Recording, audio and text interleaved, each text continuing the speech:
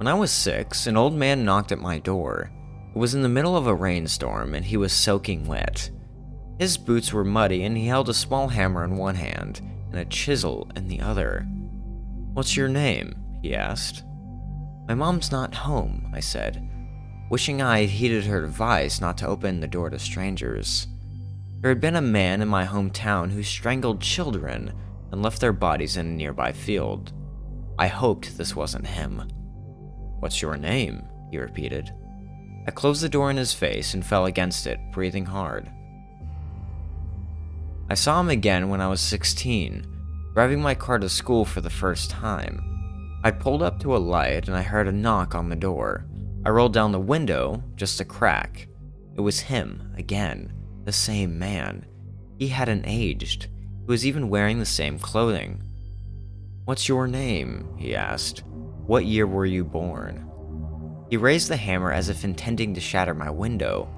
I peeled out, almost hitting another car as I blew through the intersection. After that, I didn't see him again until my wedding day. We were at the reception, shaking hands with each guest, when the man approached. "How do you spell it?" he asked. "Your name."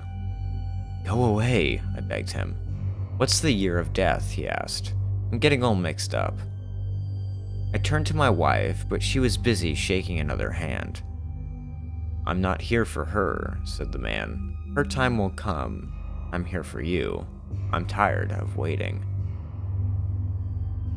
I wake up to the beeping of a heart monitor. I know there aren't too many beats left. I raise my feeble hand to wave to the figures at the far end of the room. One of them is my grandson.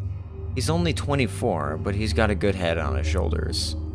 He's been arranging everything for after I pass. "Mr. McCrushen is here from the cemetery," he says. "He's been waiting quite patiently for the last hour while you rested. He's got a lot of great options to talk about for your memorial." And then next to him, I see the man. He smiles warmly at me. "It sounds like you were having quite a dream," he said. "I'm sorry to disturb you. I'm just trying to make sure I've got all this information right. Now, is that Johnson with an H? Born 1942, right? And I'm guessing we can assume the date of passing is..." "Don't tell him my name," whisper. "Don't tell him my name." "But Grandpa, he needs it for..." "Don't tell him my name."